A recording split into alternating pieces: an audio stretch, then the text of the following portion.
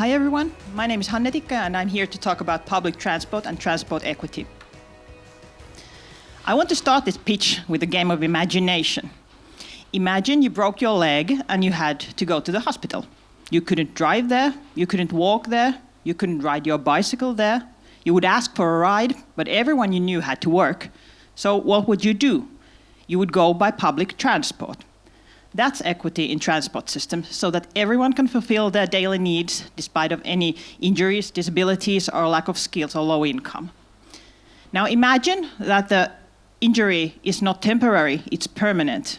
That's true for many people, even though the injury may be issues related to low income or not having a driving license, having wheelchair, or seeing impairment, or other issues related to mobility possibilities.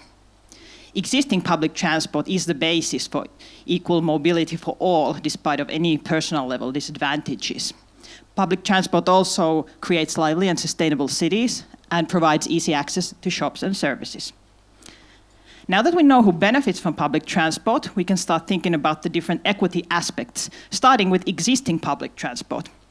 We must also understand that different types of public transport, buses, trams, taxis, provide opportunities for different mobility needs. And public transport systems should always be designed so that they support equity between residential areas regarding routes, frequencies, and stops. And then there are issues that people usually think about when thinking about equity, meaning accessibility, and equity in pricing. When it comes down to smart public transport, I want to quote Eldridge Cleaver. You either have to be part of the solution or you're going to be part of the problem.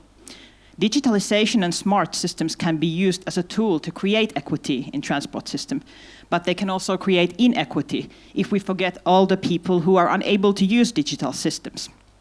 Designing public transport should be human-centered and not technology-driven. We must not abandon all traditional systems and rely only on digital systems. We have responsibility for those who are unable to use digital systems.